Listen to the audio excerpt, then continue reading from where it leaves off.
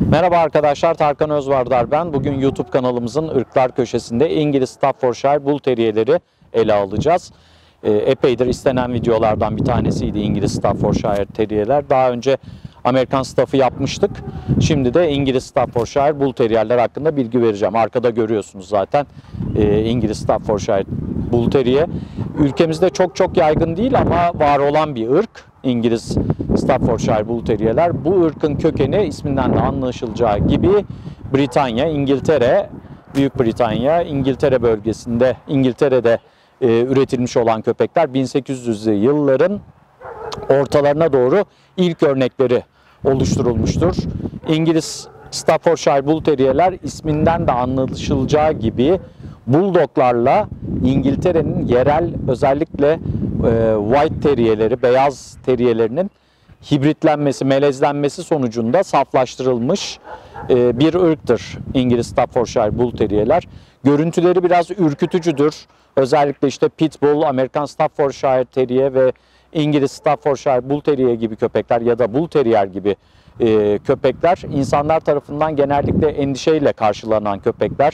İşte saldırgan oldukları, agresif oldukları yönünde insanların bir tedirginliği vardır ama İngiliz Staffordshire Bull Terrier'ler bunun çok dışında olan köpekler. Gerçekten de agresyon yatkınlıkları aslında son derece düşük olan, özellikle insanla ilişkileri çok iyi olan köpekler İngiliz Staffordshire Bull Terrier'ler.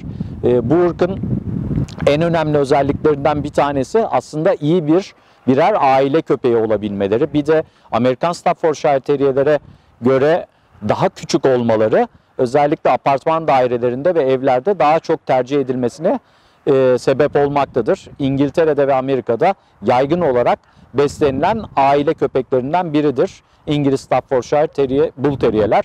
Yine önemli noktalardan bir tanesi, bu hayvanların aslen bekçilik özellikleri çok yüksek değildir. O yüzden bekçilik hedefli olarak edinilen köpekler pek değillerdir. Bekçilik konusunda biraz zayıf olan köpeklerdir aslında. O yüzden agresyonla çok fazla ilintili bir davranış modelleri yoktur İngiliz staffların. O yüzden de korkulması gereken köpekler kesinlikle değiller. Söylediğim gibi özellikle insanlarla ve çocuklarla ilişkileri çok iyi olan köpekler. Sadece görüntüleri ve biraz fazla heyecanlı olmaları ve aşırı muskular, aşırı kassel bir vücut yapılarının olması, koşmaları esnasında, sıçramaları esnasında biraz kontrolsüz hareket etmelerine bağlı olarak insanlar endişe duymaktadır ama yersiz endişelerdir. Son derece uyumlu, insanla ilişkileri, çocuklarla ilişkileri çok iyi olabilen ırklar arasındadır İngiliz Staff'lar.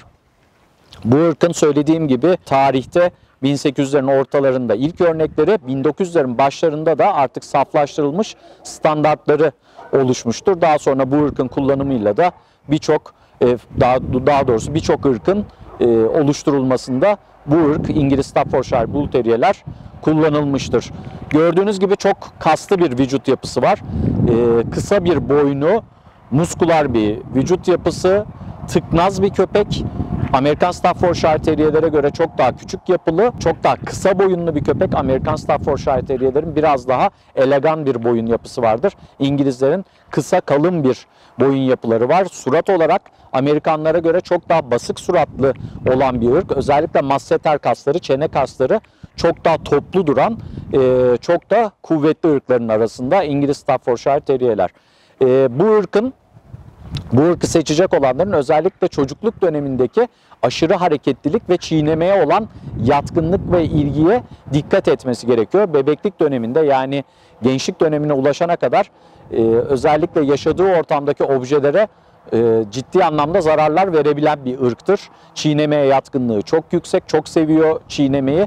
O yüzden böyle bir ırk edindiyseniz çeşitli oyuncaklar mutlaka kullanmalısınız. Çiğneme olgusunu oluşturabilmesi için köpeğin ve tatmin olabilmesi için. Ancak bu oyuncakların seçiminde de dikkatli olmak gerekiyor. Özellikle kolay parçalanabilen, köpek yuttuğu takdirde toksik olabilen veyahut da sindirim sisteminde tıkanıklıklara, obstrüksiyonlara sebebiyet verebilecek olan oyuncaklardan mümkün olduğunca kaçınmak gerekli. Özellikle bu ırka yönelik olan, ekstrem dayanıklı olan ürünler vardır, oyuncaklar vardır. çoğunlukla çocukluk döneminde o oyuncakların seçilmesi çok önemli. Bu ırkın gördüğünüz gibi korkunç enerjik bir yapısı var. Bu köpek yetişkinlik seviyesinde geçmiş olan, şu anda 5 yaşına gelmiş olan bir köpek olmasına rağmen tıpkı genç bir köpek gibi enerji dolu hala. Yani bu da neyi düşündürtüyor bize? Egzersiz konusuna dikkat etmemiz gerekli olduğu, ciddi anlamda egzersize ihtiyacı olan ırklar içerisinde her ne kadar küçük bir köpekmiş gibi görünse de enerji seviyesi yüksek bir köpektir. O yüzden egzersiz edilmesi, özellikle oyun, at getir, çekiştirme gibi oyunlardan çok keyif alan bir ırk. Günlük düzenli rutinler şeklinde egzersiz programlarının organize edilmesi gerekli olan bir ırk. Eğer bunlar şekillendirildiği takdirde çok rahat bir şekilde bir ev, aile köpeği, çocuklarla çok iyi anlaşan bir köpek haline gelebiliyor İngiliz Staffordshire Bull Terrier'ler. Söylediğim gibi Bulldog ve White Terrier'lerle melezlenerek yaratılmış olan bir ırk olduğu için her ikisinin de özelliklerini taşıyor. Tıpkı bir Bulldog gibi inatçı, kafasına bir şey koyduğu zaman ya da bir şeye odaklandığı zaman o konuda çok inatçı olabilen bir ırk. Aynı zamanda da bir terrier kadar hareketli ve avcılık dürtüsü olan bir ırk. O yüzden hareketli objelere karşı ilgisi çok yüksektir. Bu sebeple at getir oyunları, frisbee özellikle bu ırkla oynanabilecek oyunlardan bir tanesi.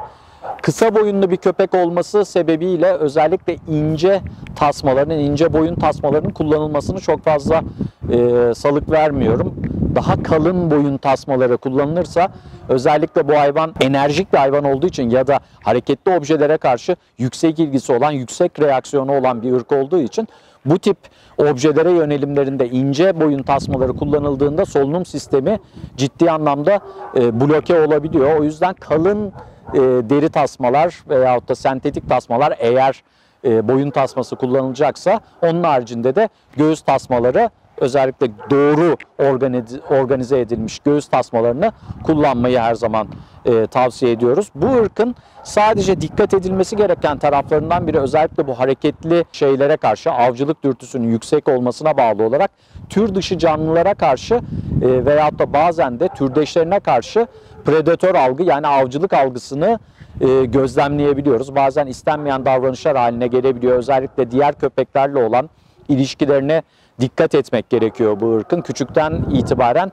sosyal algıları düzgün organize etmek gerekiyor köpeğin kafasında. O yüzden kritik sosyalizasyon dönemini doğru tamamlamış olan bireylerin seçimi konusunda İngiliz Staffordshire Bull Terrier seçecek olanların dikkatli olmasını tavsiye ediyorum. Bunun haricinde yine tür dışı olan canlılara, işte kediler, kümes hayvanları gibi hayvanlara karşı olan ilgisi de avcılığının yüksek olmasına bağlı olarak yüksektir. Bu tip durumlarının küçükten itibaren doğru şekilde kontrol altına alınması ve köpeğin özellikle itaat algısını iyi şekillendirmek, odaklanmasını iyi şekillendirmek oldukça önemlidir. Bu ırkın renk varyeteleri burada gördüğünüz blue olan bir İngiliz Staffordshire Bull Terrier. Birçok rengi olabiliyor. Kırmızı olabiliyor, red olabiliyor, brindle olabiliyor. Yani kaplan derisi manzaralı, çizgili olanlarını gözlemleyebiliyorsunuz. Burada gördüğünüz gibi blue olabiliyor.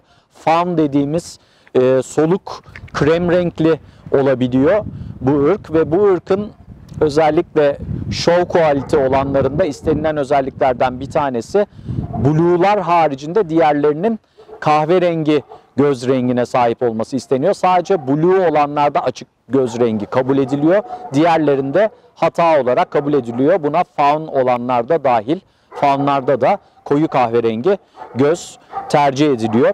Dişiler tabii ki erkeklere göre biraz daha küçük yapılanması olan köpekler. Dişiler 12-14 kilogram arasında oluyorlar erişkin dönemlerinde. Erkekler 18 kilolara, 20 kilolara kadar çıkabiliyor. Son derece kaslı bir vücudu var. Aslında çok daha az kilolarda olması beklenirken fiziki olarak baktığınızda, kısa boylu olduğu için, kas yapısı çok kuvvetli olduğu için bu köpeğin tahmin ettiğinizin üstünde kilolarda çıkabiliyor tartım söz konusu olduğu zaman.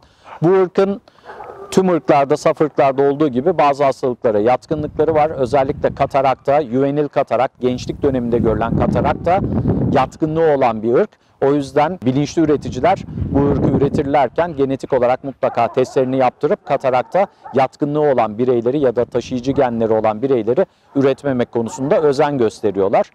bu ırkı edinirken mutlaka bunun dikkate alınması gerekiyor. Yine deri hastalıklarına çok yatkın olan bir ırk, özellikle egzamalara, alerjik reaksiyonlara, besin alerjilerine yüksek reaksiyonu var. Mantar enfeksiyonlarına karşı da yatkınlığı olan bir ırk İngiliz Staffordshire Bull Terrier'ler, tıpkı Pitbull'larda ve Amerikan Staffordshire'larda olduğu gibi bu ırkın da deri hastalıklarına yatkınlığı yüksek. İnce bir tüy yapısına sahip, her gün tımarlanmaya ihtiyacı olmayan bir ırk. Sürekli yıkama yönünde de bir çaba sarf etmeniz gerekmiyor. Kuru ürünler kullanılabiliyor, kuru şampuanlar kullanılabiliyor. Haftada 2 kere el taraklarıyla tımarlanması ters düz şekilde yeterli olacak olan bir ırk. Çok fazla tüy bakımı gerektirmeyen bir ırk. Yine bu ırkın yatkın olduğu hastalıklar kalça displasisi, yine yatkın oldukları genetik hastalıklardan bir tanesi. O konuda da dikkatli olunması gerekiyor. Solunum yolu hastalıklarına yine yatkın. Çünkü burunları dar, burun kanalları dar olduğu için yine yatkınlıkları var. Bu arada mast hücre tümörlerine genetik olarak yine yatkın bir ırk ve kanseri olan yatkınlığı yüksek. Bu ırkı seçecek olan insanların bence tereddüt etmemeleri gerekiyor. Özellikle görüntüsü, işte Pitbull'u andırması, biliyorsunuz Pitbull videomuzda da bahsettik. Kötü şöhrete sahip olması bu köpeklerin suistimale uğratılmasıyla doğru orantılı. Yoksa Pitbull da çok iyi aile köpeği olabilen bir köpek. İngiliz Staffordshire Terrier'ler, Bull Terrier'ler kesinlikle iyi aile köpeği olabilirler. Hiç tereddütsüz edinebilir. Kişinin çocuk düşüncesi varsa, evde çocuk da varsa çok iyi anlaşabiliyor. Sadece kütlesel olarak kuvvetli bir köpek. Tıknaz ama muskular yapıda olan bir köpek olduğu için istemeden sıçramalar, hoplamalar sırasında çocuklara belki zarar verebilir ama bu her köpek ırkı için hemen hemen geçerli olan bir kıstas. O yüzden bu ırkı sahiplenecek olanların apartman dairesinde yaşıyorsa da kesinlikle tereddütsüz edebileceklerini, yani tereddütsüz tercih edebileceklerini rahatlıkla söyleyebilirim. Ancak kişinin eğer bekçilik beklentisi varsa, koruma köpeği olarak düşünüyorsa, bazen yanılabiliyor çünkü bu ırkı seçenler, bekçilik konusunda zayıf köpeklerdir zannedildiğinin aksine. Tabii ki bütün hepsini kapsamıyor söylediğim şey, genelleme bazında söylüyorum. Bu ırkı edinmeden önce bu özellikleri bilmeniz ve ona göre ırkı seçmenizde fayda var.